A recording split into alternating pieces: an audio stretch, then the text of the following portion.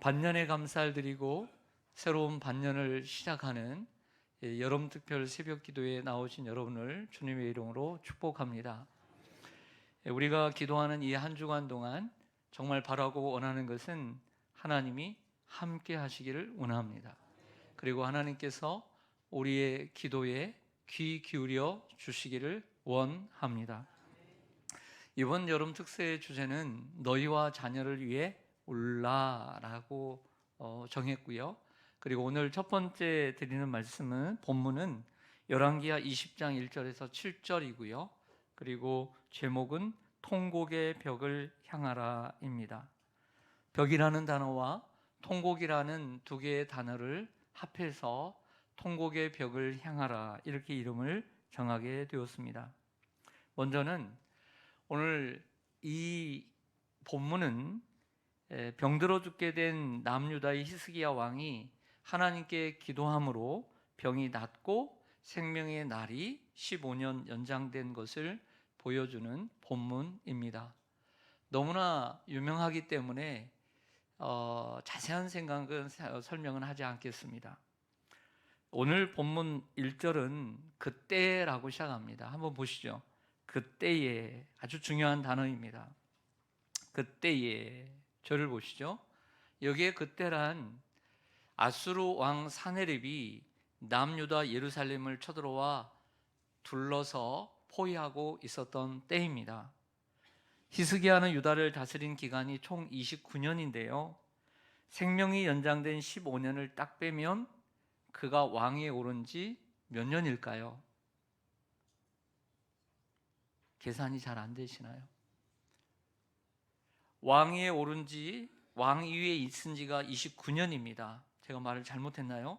왕위에 그가 왕위에 있다가 죽었을 때까지가 29년입니다. 총. 그러면 그가 15년을 더 연장받았습니다. 그래서 지금 그가 왕위에 오른 지, 왕위에 재위한 지 몇 년이 되었을까요? 14년이죠. 14년. 그리고 그가 죽은 해가 왕을 그만둔 해이기 때문입니다.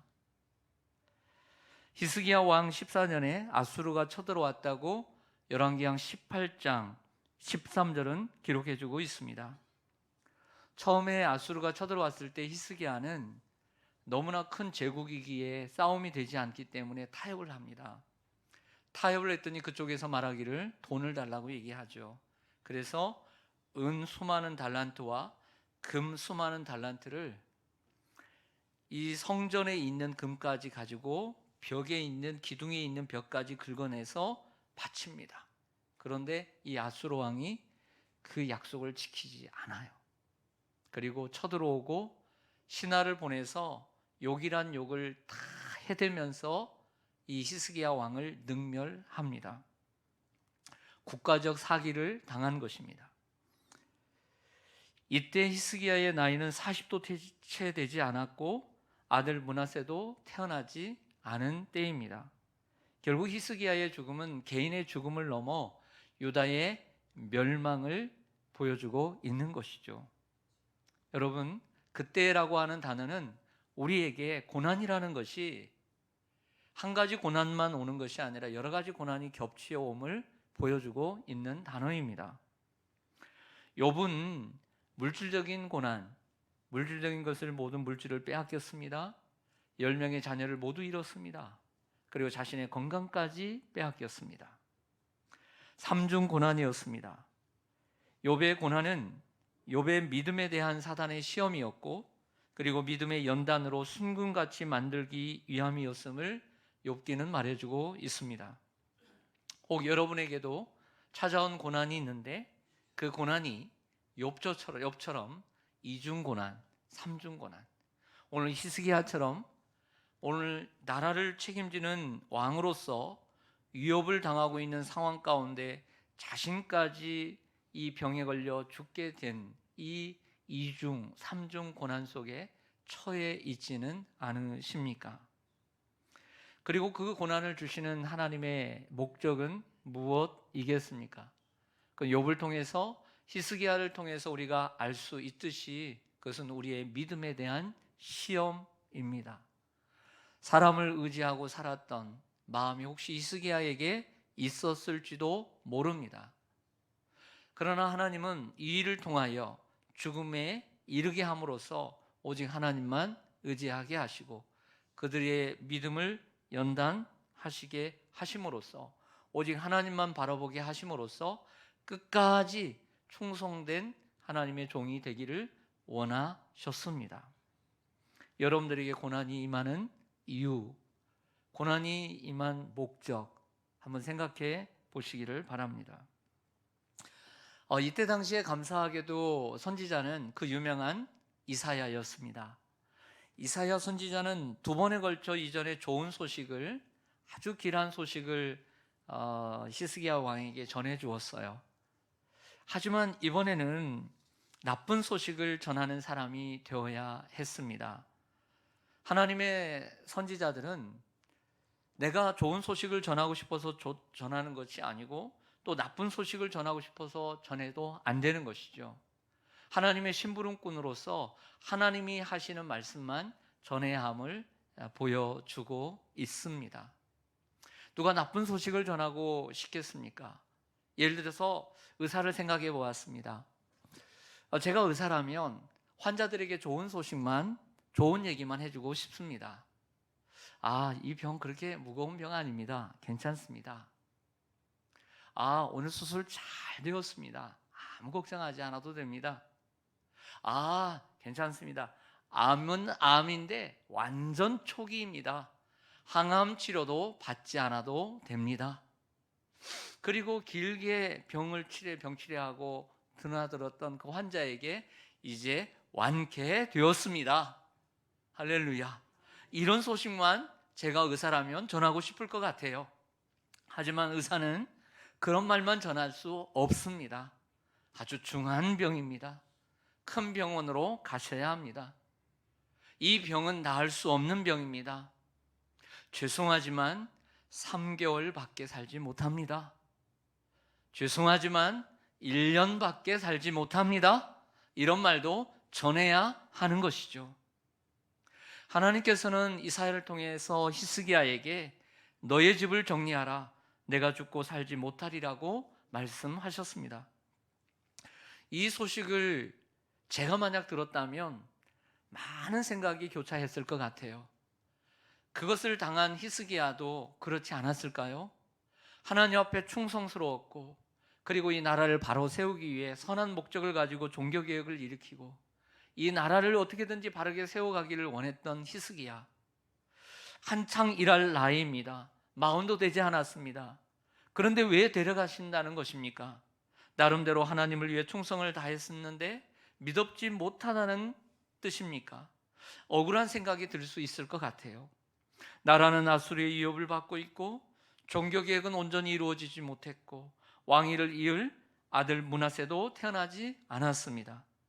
결국 자신의 죽음은 남유다의 멸망이었던 것이죠. 그런데 이 소식을 들은 히스기야는 잘 아시는 대로 곧바로 기도합니다. 죽음의 선고를 받았지만 기도하지 말라는 말은 없잖아요. 내가 너희 집을 정리하라. 내가 죽고 살지 못하리라. 그 말은 했지만 기도하지 말라는 말은 안 했잖아요. 하나님은 절망의 상황 가운데서도 우리에게 기도를 원하시는 줄로 믿습니다. 지난 한 주간에 새벽 기도회 때 오바댜 한 장과 요나서 4장을 월요일부터 토요일까지 저와 목사님들이 함께 나누면서 말씀을 전했습니다. 근데 요나서를 보니까 이 요나를 하나님께서 보내셔서 물고기 뱃속에 넣어서 니느웨 땅에 뱉었습니다. 그리고 요나가 하늘 수 없이 3일 길을 다녀야 되는데 하루 길만 다니면서 외쳤습니다. 40일이 지나면 니느웨가 멸망하리라. 40일이 지나면 니느웨가 멸망하리라. 하나님이 정해졌어요. 하나님이 정하셨어요. 결정된 거예요. 그런데 이에 이 니느웨 사람들이 이 소식을 듣고 왕으로부터 시작해 모든 짐승에 이르기까지 금식을 선포하고 회개를 합니다. 이때 하나님께서 뜻을 돌이켜 재앙을 내리지 않으셨어요. 하나님을 믿는 이방인도 이처럼 하나님의 멸망이 계획되어 있고 하나님이 멸망을 계획하셨다 할지라도 기도로 바꿀 수 있음을 보여줍니다. 여러분, 반대로 한번 생각해 볼까요? 오늘 여러분들에게는 히스기야와 같은 2중, 3중 고난이 없습니다. 오늘 형통하고 삶이 평탄한데도 오늘 오셨습니다. 저는 그분들에게도 잘 오셨다라고 성경적으로 말씀드릴 수 있습니다. 그 이유는 하나님께서는 이스라엘 백성들에게 좋은 계획, 좋은 축복, 좋은 미래를 계획하고 계셨습니다. 그 계신 가운데서도 에스겔서 36장 37절에 뭐라고 얘기하냐면, 그래도 이스라엘 족속이 이같이 자기들에게 이루어 주기를 내게 구하여야 할지니라. 할렐루야. 여러분, 좋은 소식, 좋은 계획이 여러분들에게 준비되어 있다 할지라도 하나님은 기도를 원하시는 거예요. 그 기도를 하지 않는다면 여러분들의 좋은 미래도 산산조각 날 수 있다는 것을 명심해야 해요. 지금 평탄해도 기도하지 않으면 깨진다는 것을 기억해야 돼요. 오늘 반대로 오늘 2중, 3중 고난이 있다 할지라도 기도하면 하나님이 그 계획도 바꾸실 수 있다는 것을 믿어야 해요. 할렐루야. 그러므로 우리는 항상 기도하는 사람이 되어야 할 줄로 믿습니다. 이 말은 하나님께서는 얼마만큼 우리에게 기도를 원하시는지를 보여주는 거예요. 얼만큼 기도를 원하시는가. 사람들이 어려운 시기에는 기도합니다. 곤란한 시기는 기도합니다. 어릴 때는 기도합니다. 젊을 때는 기도합니다. 그런데 형통하게 되고 아무 문제가 없으면 기도를 싫어합니다. 정말 하나님이 기뻐하시는 것은 기도입니다. 항상 우리는 이런 기도를 해야 합니다. 하나님, 내가 기도를 멀리하지 않게 해주세요. 왜냐하면 나는 너무나 연약하기 때문이에요. 하나님, 나도 기도를 멀리할까 봐 두렵습니다. 항상 기도하는 사람으로 살게 해주세요. 그런 기도의 말리치를 쌓아야 돼요. 이제는 히스기야가 어떻게 기도하는지를 살펴보겠습니다. 첫째로 얼굴을 벽으로 향하여 기도하고 있습니다. 따라서 하겠습니다. 얼굴을 벽으로 향하여 기도했습니다. 낯을 벽으로 향했다는 것은 낯은 얼굴입니다. 얼굴을 벽으로 향했다고 말합니다. 히스기야는 아수르에서 받아든 편지를 들고 성전에 올라가 펴놓고 기도를 했던 때가 있습니다.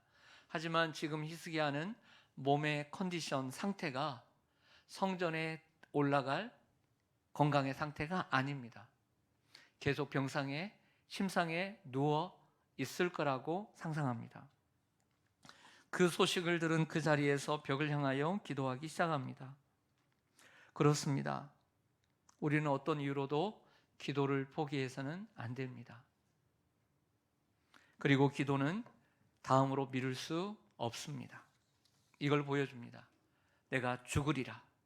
그래도 기도를 포기해서는 안 됩니다. 지금 몸이 병들어 있어도 기도는 다음으로 미루는 것이 아닙니다. 시편 32편 6절에 이로 말미암아 모든 경건한 자는 주를 만날 기회를 타서 주께 기도할지라. 진실로 홍수가 범람할지라도 그에게 미치지 못하리이다. 히스기야는 이 말씀에 빗대어 보면 주를 만날 기회를 타서, 주를 만날 기회를 얻어서 하나님 앞에 나가 생명을 구했던 것이죠. 은혜를 얻고자 기회를 타서 기도한 것입니다. 그가 얼굴을 벽으로 향했다. 벽으로 향했다는 것은 결국에는 사람을 바라보지 않고 하나님을 바라보겠다라고 하는 강한 의지입니다. 또한 사람을 의지하지 않고 하나님만 의지하겠다라고 하는 강한 표현인 것이죠. 우리는 가끔씩 벽을 향해 기도할 때가 있습니다. 저도 잠시 제 삶을 돌아보았습니다. 제가 벽을 향해서 기도했던 때가 있었음을 깨닫게 되었습니다. 저도 벽을 향해 기도했던 때가 여러 번 있었습니다. 그때는 참으로 어려운 때였습니다. 그 벽은 무엇일까요? 그 벽은 내 인생을 보여주는 그림입니다. 벽이 막혀 있듯이 우리의 인생도 막혀 있을 때가 있습니다. 벽을 보면 답답합니다. 우리의 인생도 답답할 때가 있습니다. 우리는 기도할 때마다 그 벽을 바라보는 것이 아니라 벽 너머에 그리스도를 바라봐야 합니다.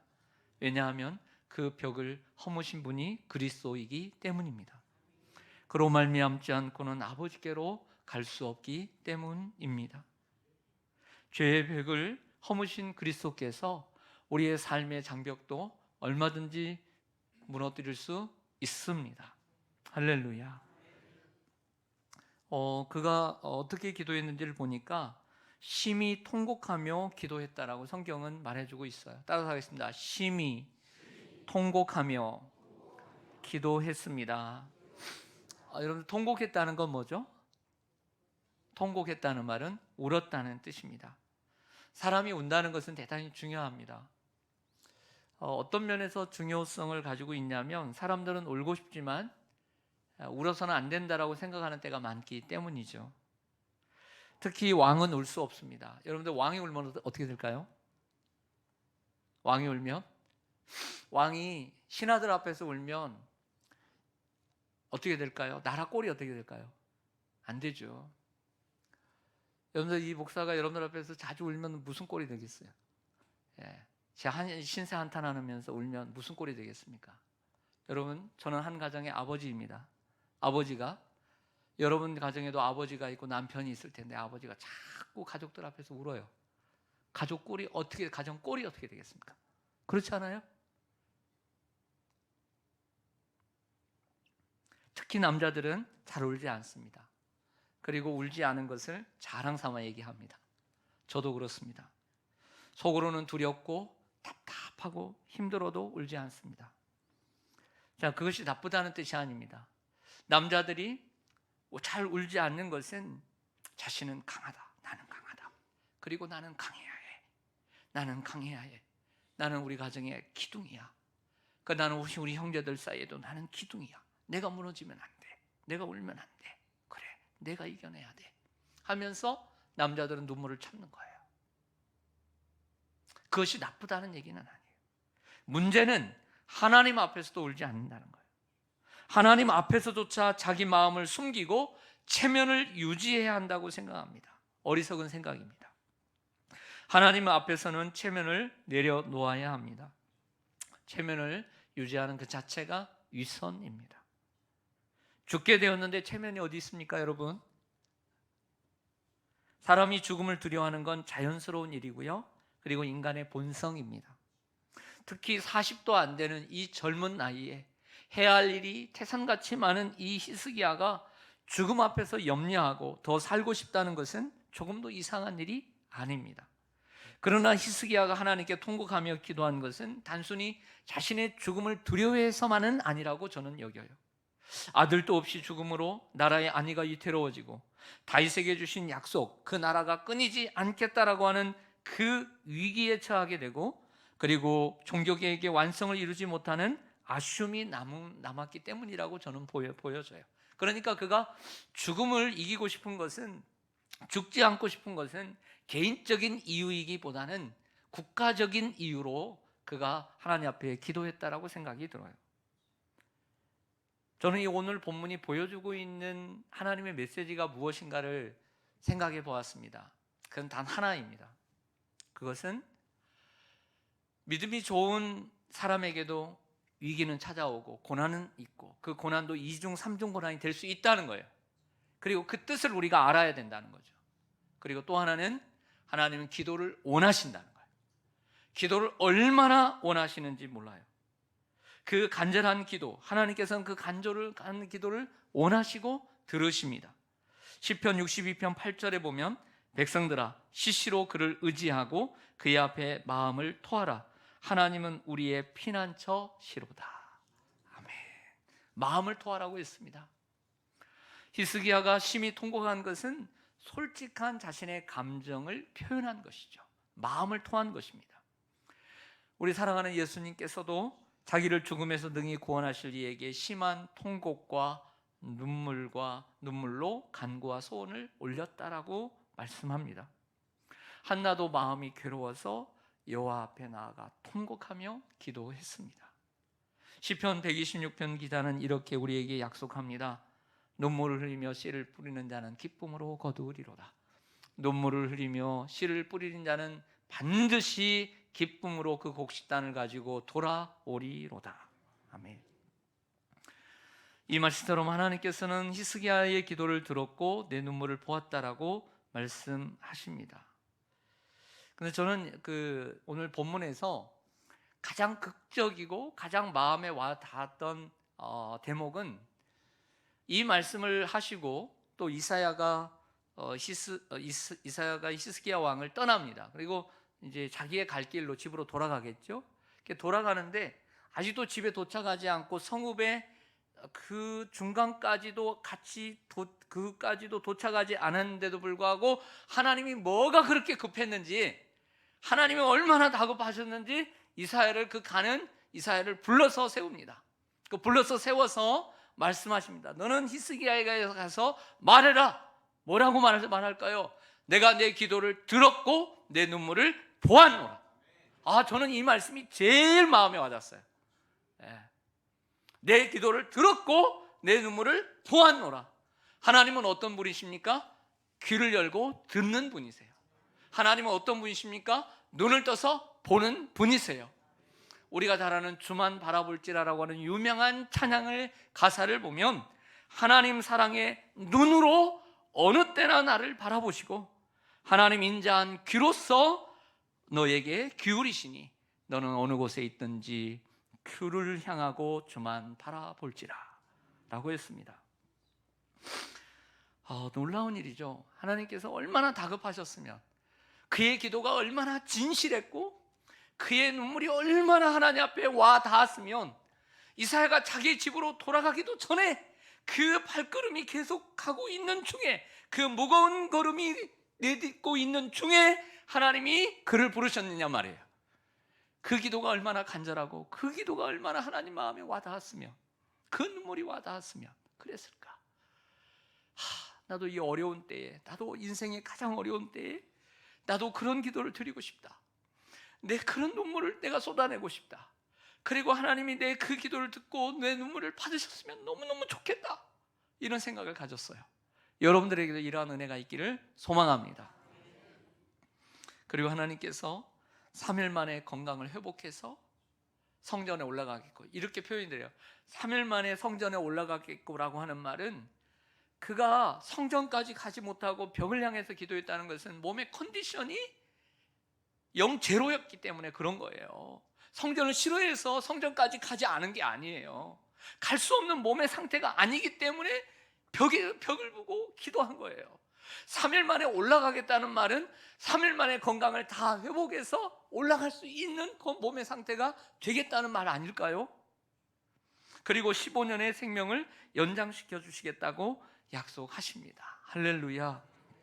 사랑하는 성도 여러분, 여러분이 당한 고난을 하나님이 잘 아십니다. 하나님이 잘 아세요. 그리고 하나님은 그럼에도 불구하고 여러분이 기도하기를 하나님은 원하세요. 히스기야처럼 오늘 기도하는 여러분들 되기를 소망합니다. 오직 주만 바라보고 주만 의지하고 벽을 향하여 통곡하며 통곡의 벽이 되기를 소망합니다. 그래서 하나님께서 여러분들을 내가 내 기도를 들었다, 내 눈물을 보았노라 라고 응답해 주시기를 원합니다. 아멘. 기도하겠습니다.